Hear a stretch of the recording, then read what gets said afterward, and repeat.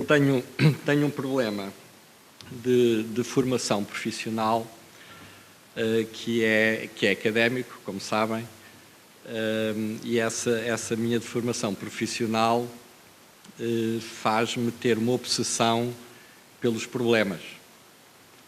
Eu costumava dizer aos meus alunos que os alunos estavam a fazer o doutoramento que o grande problema deles era encontrarem um problema, porque enquanto não encontrarem o problema não têm solução e enquanto não tiverem solução não têm doutoramento. E, portanto, eu sofro dessa deformação.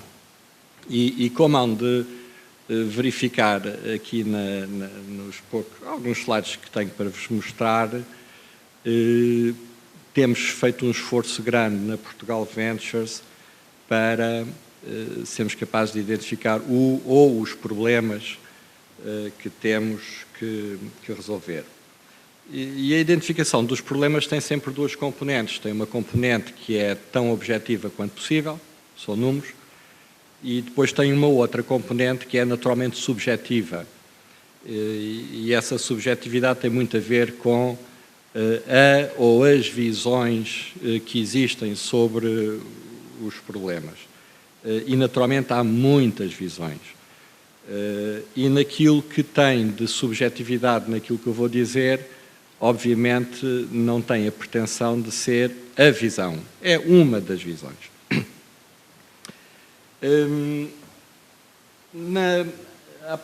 Os slides estão em inglês, for your benefit, Rick, but you don't mind. You can read and I talk, right?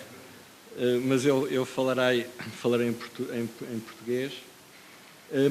Só para vos dizer que se há coisa que eu aprendi ao longo da minha vida, quer a minha vida académica, quer depois a minha vida empresarial, foi a ter uma confiança quase ilimitada na nossa capacidade para competir no mundo.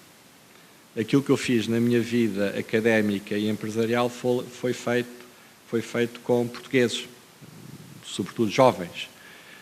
Jovens que demonstraram capacidades extraordinárias para se atirarem a desafios fora do nosso país, competirem e ganharem. E, portanto, se há alguém que acredita que somos capazes, sou eu. Mas também acredito que os nossos grandes desafios, ou talvez o maior dos nossos grandes desafios, tem a ver com a nossa capacidade e coragem de verdadeiramente nos abrirmos ao mundo. Porque é no mundo que estão os desafios que temos que enfrentar e vencer. Os desafios não estão no nosso país, estão no mundo.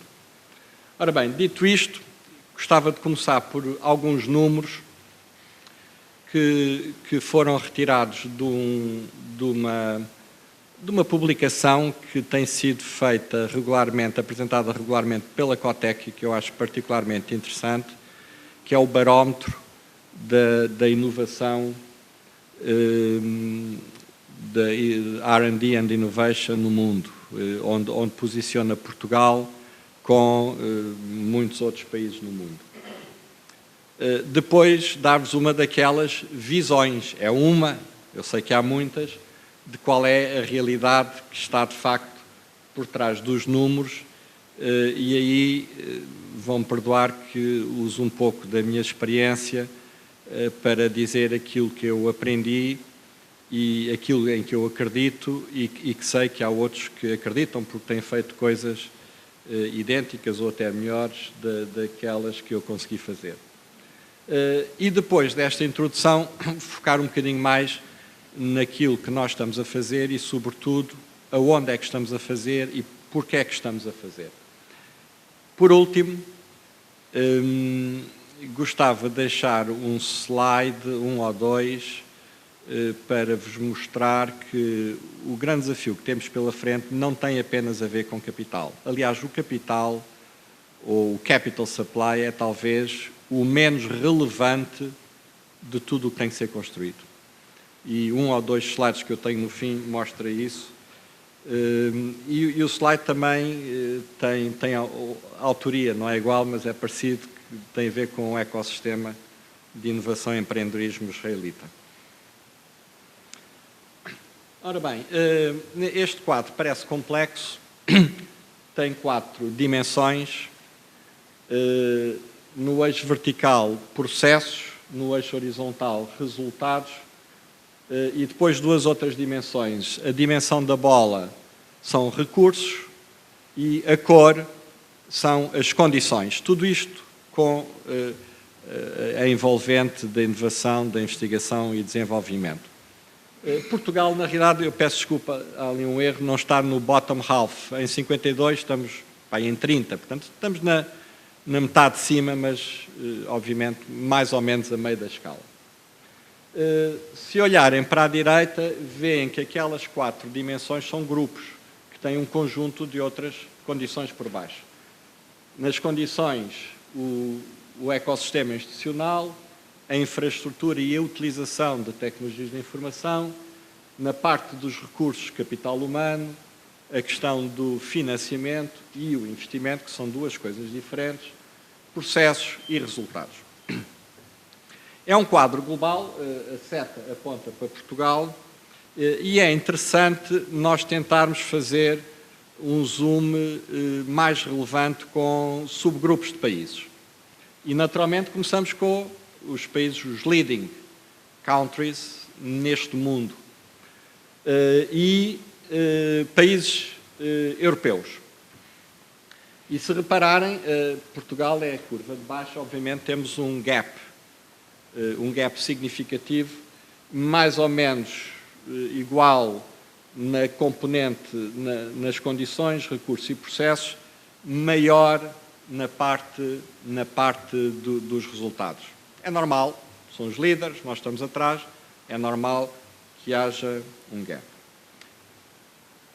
Se compararmos Portugal com países europeus de dimensão semelhante à nossa, verificamos que o gap se reduz, com a exceção, fundamentalmente com a exceção resultados. Se compararmos com os países da Europa Oriental, e estão ali à direita aqueles que estão indicados, verificamos que nós, globalmente, temos uma melhor performance do que os países da Europa Ocidental, com a exceção da componente resultados. Se nos compararmos com os países do sul da Europa, Espanha, Grécia e Itália, verificamos que Portugal também tem uma melhor performance global do que esses países. Mas, mais uma vez, a nossa potencial performance é dragged, fica cativa da questão dos resultados. Se nós desdobrarmos todas aquelas condições que estão ali agrupadas ou aqueles parâmetros estão ali agrupados no grupo Conditions, recursos, processos e resultados, é fácil identificar quais são os pontos que devem naturalmente merecer particular atenção, uns mais do que outros. Começando pela esquerda, obviamente, a questão do capital humano é um dos parâmetros que deve merecer sempre uma atenção importante e prioritária dos países. O parâmetro de investimento não está particularmente mau. A questão, parâmetro de networking, entrepreneurship, está abaixo. Questões da aplicação da inovação também estão do lado de baixo. E o pior de todos os parâmetros é a questão do impacto na economia, que é um dos parâmetros dos resultados. O impacto da inovação, que pode ser, por exemplo, medida por número de patentes, publicações, etc., e é substancialmente diferente do impacto na economia. Se nós olharmos para aquele gráfico, que obviamente nos 2 anos que estão representados mostra melhorias incrementais, e é bom que isso aconteça, mas mostra claramente onde é que deve estar o nosso foco e a nossa preocupação. Intuitivamente, pelo menos é assim que eu olho para ali, há um único parâmetro que, se for significativamente melhorado, pode ter um efeito de realimentação positiva em toda a avaliação, em todos os parâmetros. E esse parâmetro, se pensarem um bocadinho, é o parâmetro de impacto na economia. Porque é o parâmetro que produz riqueza, produz emprego, etc. Portanto, é o parâmetro que é o único que eu consigo pensar que globalmente pode ter um efeito de positive feedback. Eu não sei se todos sabem o que é o efeito de positive feedback. Não sabem? Eu aprendi o efeito de realimentação positiva no primeiro ano em que dei aulas no técnico, era um jovem assistente, quando fiz explodir um amplificador operacional. E o professor, por acaso não assistiu, podia-me ter dito uma de duas coisas. Podia-me ter dito, olha, parabéns, aprendeste o que é realimentação positiva, ou podia-me ter dito, ó estúpido, tu não sabes o que é realimentação positiva, estás despedido, não é? Mas aprendi o que era realimentação positiva quando fiz explodir um amplificador operacional. Obviamente nós aqui não queremos fazer explodir o ecossistema, mas queremos que ele tenha um boost significativo. Portanto, a questão dos resultados e, sobretudo, o impacto na economia é, obviamente, importante. A tal visão, já muito subjetiva, números são números, mas visão, qual é a realidade por trás daqueles números? Nós sabemos que nos últimos 15 anos foram e continuam a ser feitos investimentos importantes em ciência e tecnologia, que têm tido o efeito de aumentar significativamente a nossa visibilidade internacional no mundo académico, no mundo científico, e é obviamente bom e importante que isso aconteça. No entanto, continuamos a ser o país da Europa com o menor número de patentes por milhar de habitantes. Como foi dito anteriormente, a exploração comercial das patentes é praticamente inexistente. As empresas de base tecnológica estão fundamentalmente cativas do mercado interno de muito pequena dimensão. Muito poucas, se calhar não mais do que uma mão cheia de empresas tecnológicas, sejam de pequena, média dimensão, que são normalmente referenciadas como empresas de classe mundial. Não temos, os que temos são muito poucos, certamente também menos do que uma mão, centros de investigação e desenvolvimento a trabalhar nas cadeias de valor mundiais de grandes multinacionais, grandes ou médias. Não há praticamente investimento de venture capital internacional feito em Portugal e, obviamente, temos um problema que temos que ser capazes de contrariar, que é a fuga de capital humano altamente qualificado que não é absorvido pela economia. Não é agora como já não era há anos. Esta questão não é uma questão do contexto que estamos atualmente a viver e que todos sabemos. É uma questão que já existia há 3, 4, 5, 10 anos e que é facilmente identificada com a população de bolseiros no sistema científico e tecnológico nacional. Ou seja, bolseiros que são, para todos os efeitos, pessoas que não são absorvidas pela economia, nem sequer pelas instituições. Portanto, esta é a realidade e este é o nosso problema, este é o nosso desafio e, obviamente, não há razão nenhuma para não sermos capazes de ultrapassar estes problemas. E, obviamente, também há muitas razões e há muitas visões de porque é que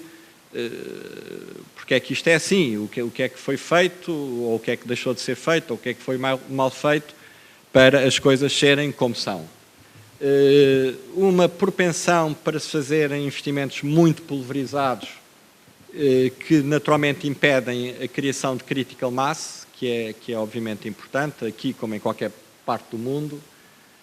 Continua a haver dificuldades culturais para fomentar o empreendedorismo, portanto, continua a haver globalmente uma certa aversão cultural à ideia do empreendedorismo. O sistema universitário ainda muito moldado na visão da educação orientada para a procura do emprego e não para o desenvolvimento do empreendedorismo. Dificuldade em transformar conhecimento científico em capital de empreendedorismo, falta de referências internacionais, quer no ecossistema de empreendedorismo, quer do lado da indústria de venture capital, enfim, e várias outras coisas que certamente conhecem tão bem ou melhor do que eu. E a questão que se coloca é se é possível mudar. Obviamente é possível mudar. E como eu tive a oportunidade de dizer, aquilo que eu fui fazendo ao longo da minha vida mostra-me, sem qualquer sombra de dúvidas, que é possível mudar. Não há uma coisa como um defeito genético do país e, portanto, neste como em qualquer outro país do mundo, é possível encontrar, alcançar sucesso verdadeiramente global.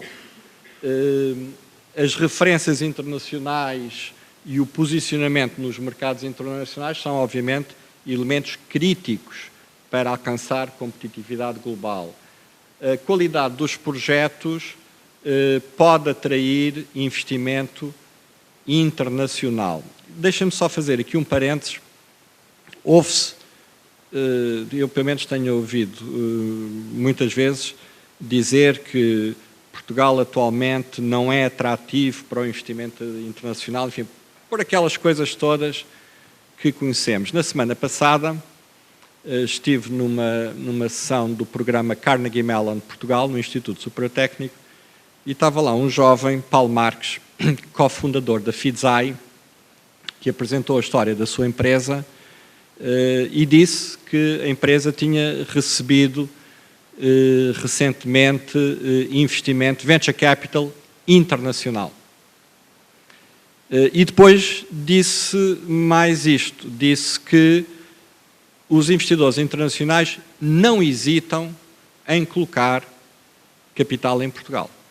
E naquele caso não hesitaram, nem fizeram perguntas sobre isto ou aquilo, não hesitaram em colocar capital em Portugal. E isso recordou-me a minha própria experiência. No projeto empresarial em que eu estive envolvido, nós levantámos 25 milhões de euros de capital de risco, nenhum público, 60% internacional. E exatamente porque eu tinha vivido essa experiência, sempre acreditei que o capital de risco investe onde encontra qualidade no mundo, seja em que parte do mundo for, sem hesitação. E a semana passada tive a grande satisfação de ouvir exatamente isso de um outro jovem, do Paulo Marques. E, portanto, não tenhamos ilusões, não tenhamos ilusões. Eu estou pessoalmente convencido que um investidor de capital de risco, se identificar no nosso país projetos de qualidade, investe sem hesitação. E isso deve, naturalmente, fazer-nos refletir. Enfim, e mais outras coisas que eu acredito e que todos nós, obviamente, temos que acreditar, porque podemos fazer tão bem ou melhor de qualquer outro faz no mundo.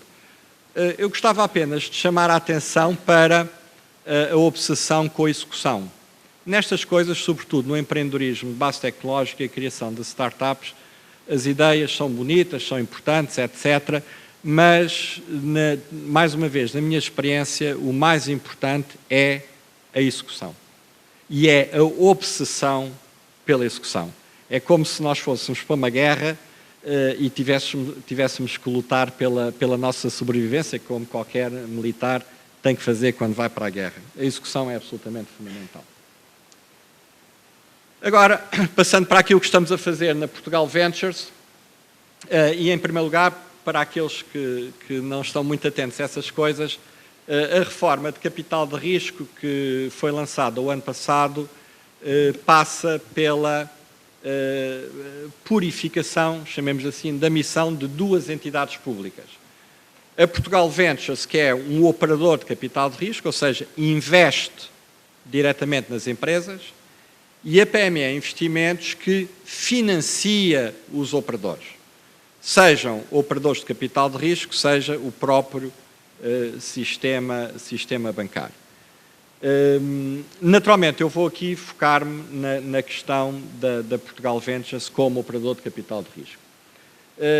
E a Portugal Ventures tem, fundamentalmente, duas áreas de intervenção. A área que é comumente conhecida como Venture Capital, sobretudo de base tecnológica, e a área de Private Equity, que tem uma intervenção mais orientada para empresas maduras, que no nosso país são fundamentalmente as empresas da nossa economia mais tradicional, o setor da metalomecânica, dos têxteis e confecção, e temos coisas verdadeiramente extraordinárias, devo dizer.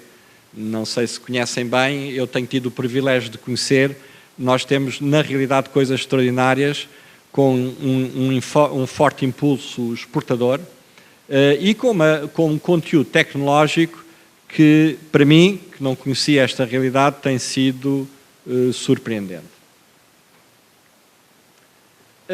A Portugal Ventures, enfim, foi criada em junho do ano passado, é uma fusão de 3 entidades, a Inove Capital, a ICEP Capital Global e a Turismo Capital. O que se concluiu em junho do ano passado foi o processo administrativo da fusão, que era o mais fácil. E desde essa altura o que temos estado a fazer é tentar, de facto, criar uma nova realidade empresarial voltada para o futuro. Os objetivos são conhecidos, também não vou perder aqui tempo com isto. Gostava de apenas chamar a atenção para algumas coisas que estamos a tentar fazer. Em primeiro lugar, tentar reposicionar a estratégia de investimento. De uma área que era caracterizada por investimentos de baixo valor e extraordinariamente diversificados. E o nosso objetivo, obviamente estas coisas demoram tempo, é posicioná-la, fazer apostas claras, por forma a poder aumentar a intensidade de investimento e, obviamente, isso tem que ser feito reduzindo as áreas em que se investe. Imagino que na cabeça de todos está a pergunta, mas então que áreas? As áreas é muito simples, como na lógica do que estamos a fazer tem sobretudo a ver com a abertura ao mundo, são as áreas em que o mundo investe. É tão simples como isso. Portanto, não vamos inventar nada, nem vamos investir em áreas que sejam áreas do nosso mercado. Isso não nos interessa.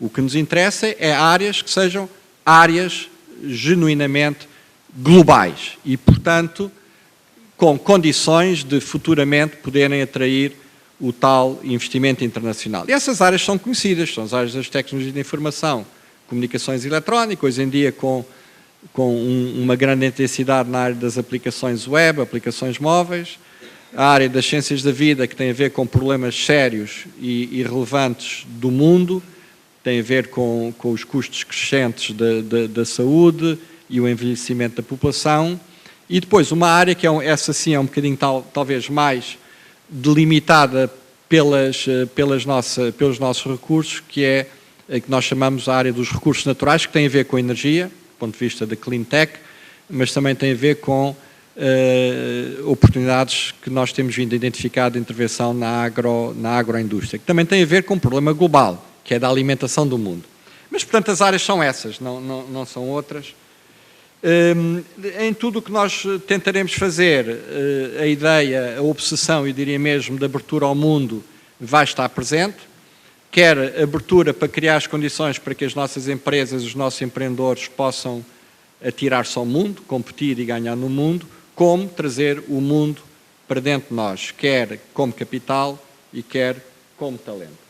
E, obviamente, para conseguir isso, só há uma maneira, que é adotarmos as melhores práticas internacionais e identificarmos as melhores referências internacionais.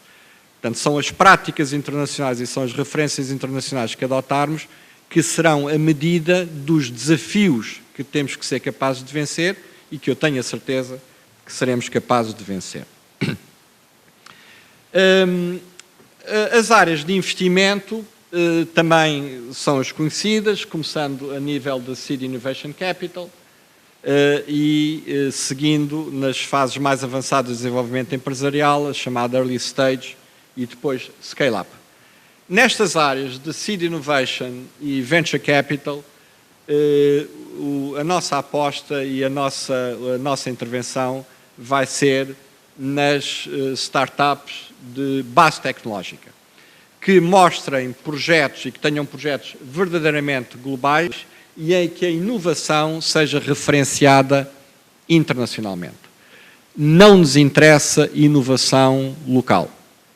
Não nos interessa. Porque não é investindo em inovação local que nós criaremos as condições para que amanhã haja investimento internacional no nosso ecossistema de empreendedorismo, base tecnológica e nas nossas startups. Não é. E, portanto, são ingredientes e atributos muito importantes em que vamos apostar. Eu gostava de, a propósito disto, gostava de mostrar aqui uns números. Foram feitos para a TIS, o Vasco Lagarde, se estiver aí, deve-se recordar disto. Foi feito pelo Augusto Mateus e Associados. E eu gostava apenas de chamar a atenção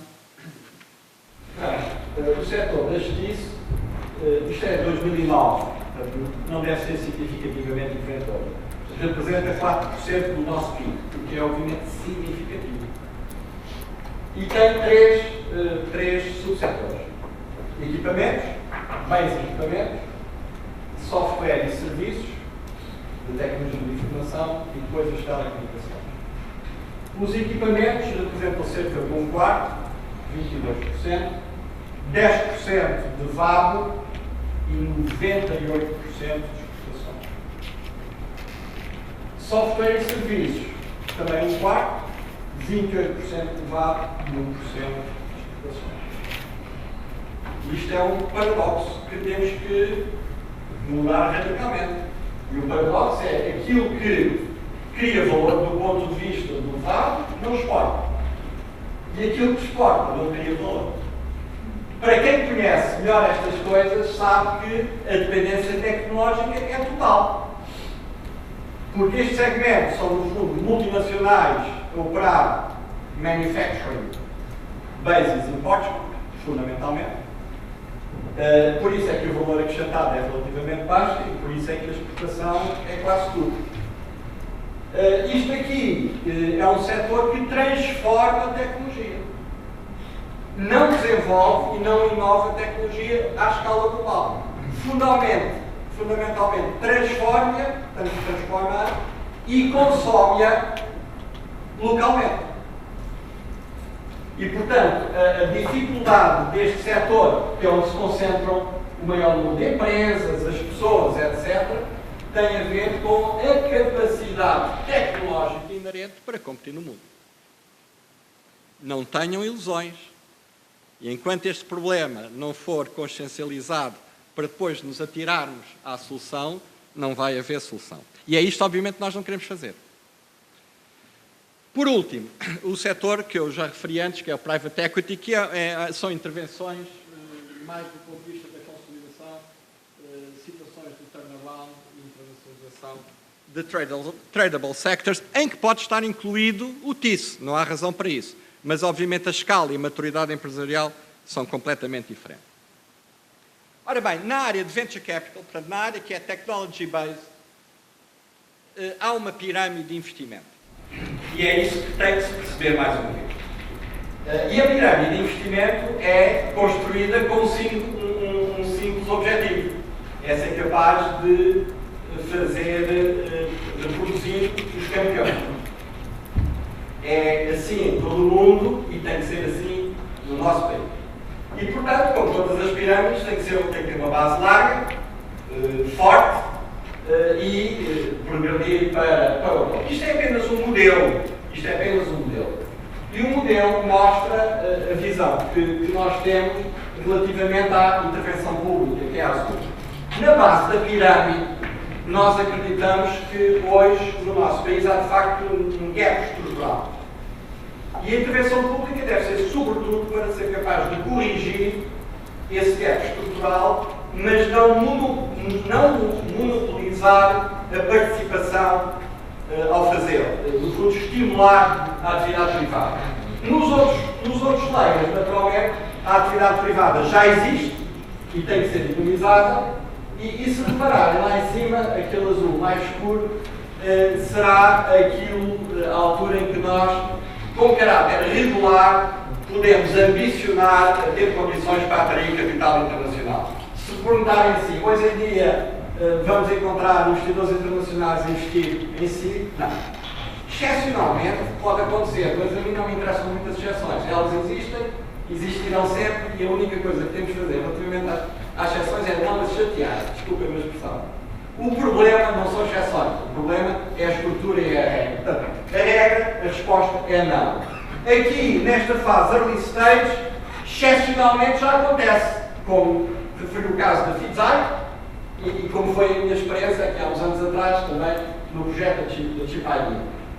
Mas não é a regra. E a regra é a intervenção privada e, sobretudo, uma preocupação de dinamizar essa intervenção privada.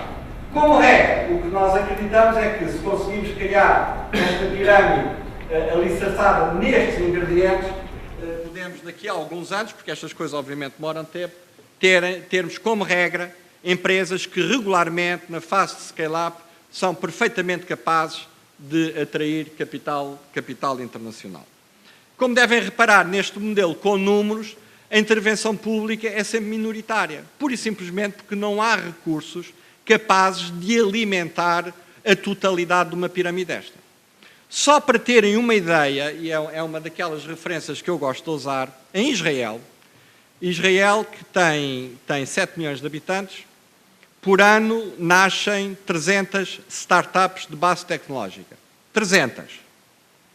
E por ano, a indústria de capital de risco investe em empresas de base tecnológica, enfim, nas várias fases de desenvolvimento, num ano mau, $1 bilhão. Num ano mau. Portanto, estão a ver a escala do nosso desafio. Ora bem, para nós atacarmos o problema que nós identificamos como um gap estrutural desta pirâmide de investimento, nós idealizámos e estamos agora a implementar um programa que nós chamamos o Programa de Ignição. E o Programa de Ignição tem um conjunto de atributos e objetivos que, naturalmente, respondem às preocupações que eu tenho vindo aqui a referir. Promover e facilitar o acesso de venture capital a projetos com potencial de crescimento global na fase de seed e proof of concept, fazer crescer o deal flow, quer a nível local, quer a nível internacional, porque é um programa aberto ao mundo. É um programa aberto ao mundo. Se aparecer um empreendedor a querer criar um projeto de base tecnológica no nosso país, tem acesso como qualquer outro tem acesso. Abrir o ecossistema ao mundo, estimular a criação de novas empresas globalmente competitivas de base tecnológica, etc. E, por último, obviamente, reter e atrair talento, que é importante. O programa tem 4 subprogramas. O primeiro subprograma, que é um programa aberto, foi o primeiro a ser lançado, é aquilo que nós chamamos a nossa Ignition Partner Network. E é muito simples. É nós convidarmos todos aqueles que partilham das mesmas preocupações, perseguem os mesmos objetivos, a estarmos juntos. Sem mais nada. Estarmos juntos.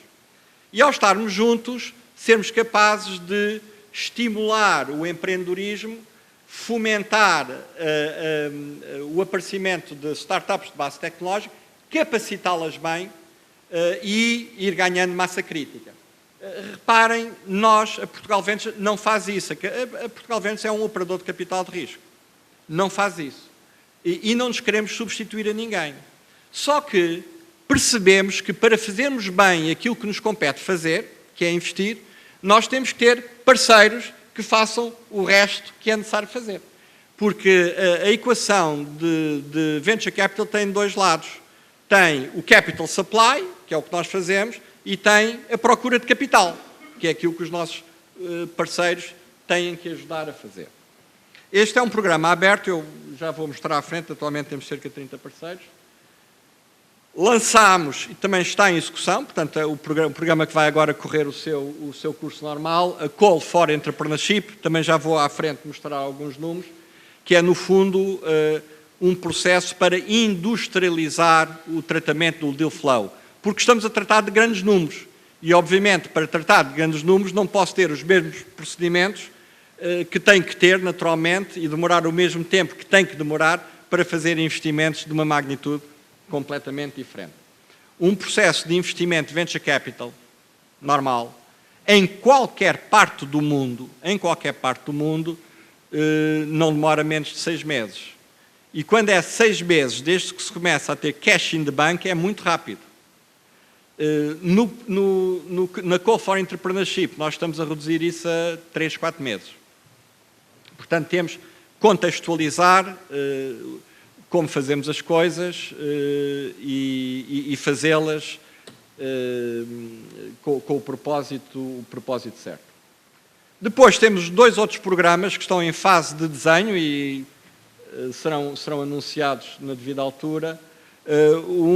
E tem muito a ver com aquilo que o Carlos Oliveira já disse ontem, nós queremos e vamos criar condições de apoio às nossas empresas e aos nossos parceiros do Ignition Partner Network para terem acesso a outras geografias no mundo.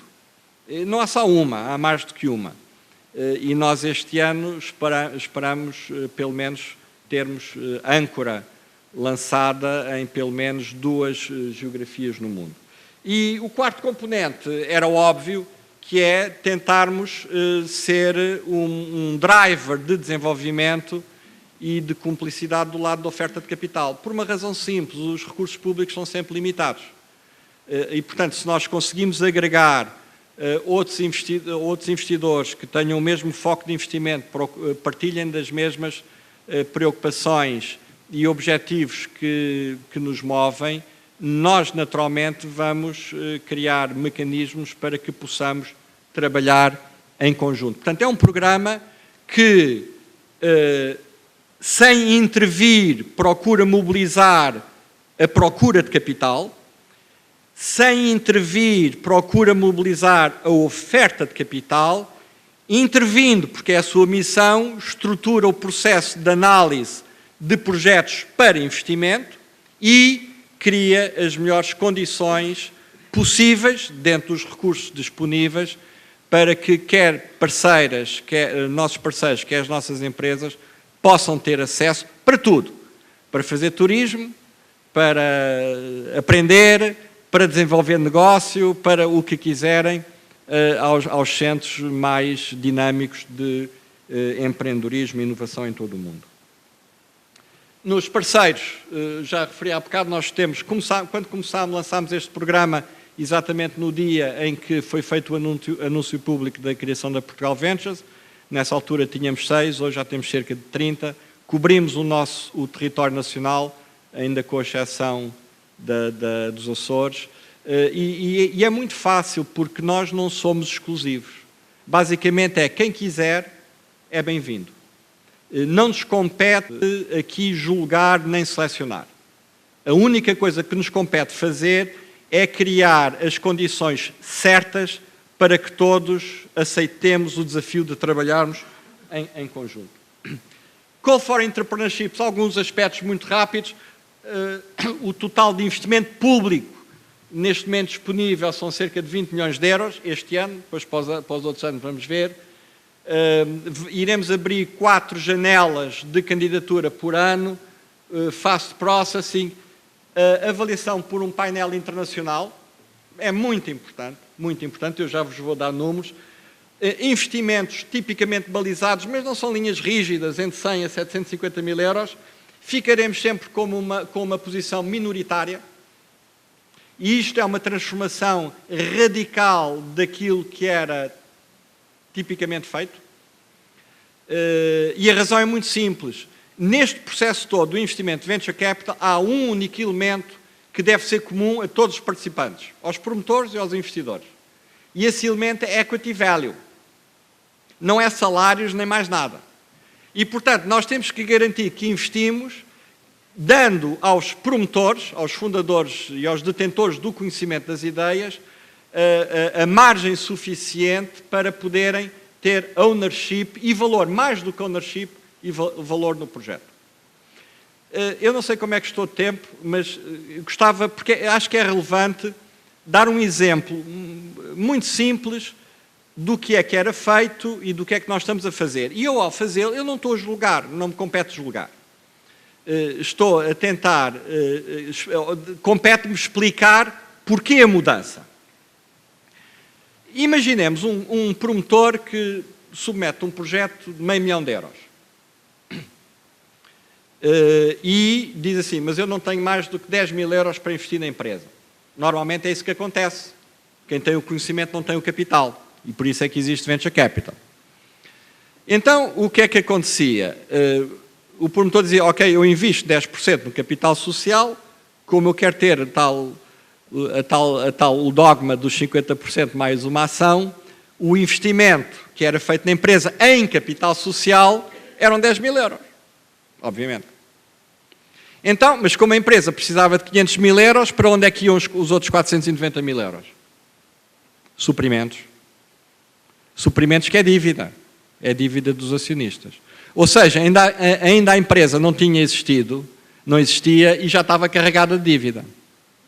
E hoje sabemos bem, temos bem consciência da debilidade estrutural que existe na economia, que é excesso de dívida.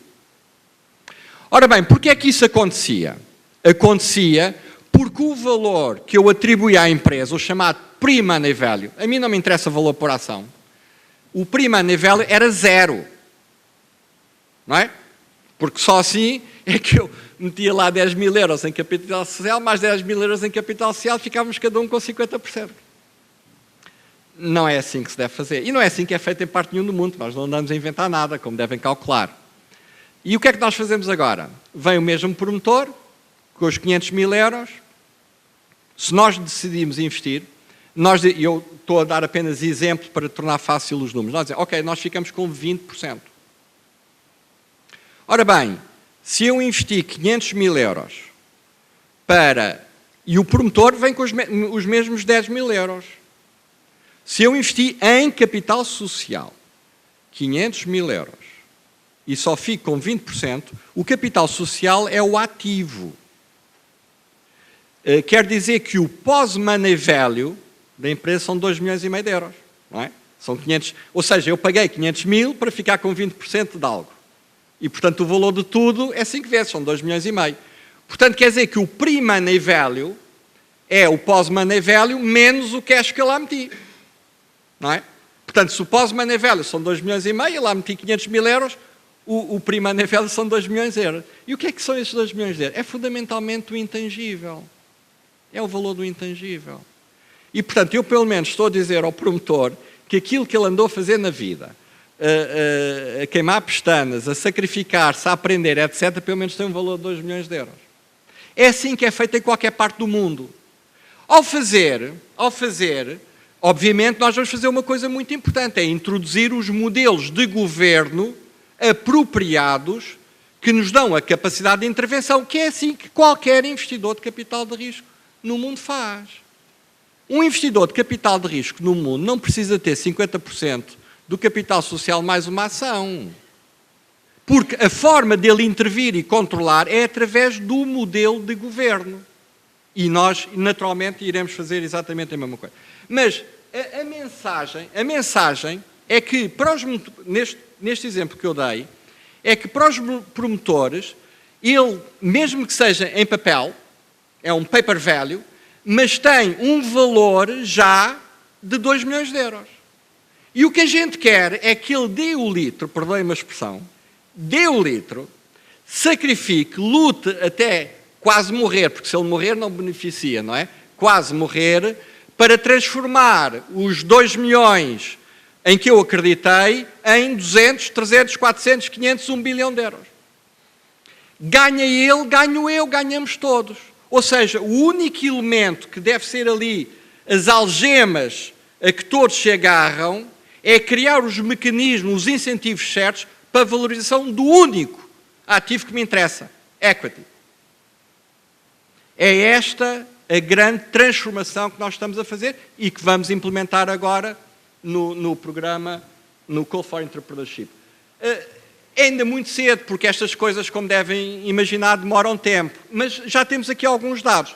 Nós lançámos em outubro a primeira call. Esteve aberto um mês, fechou em meados de novembro.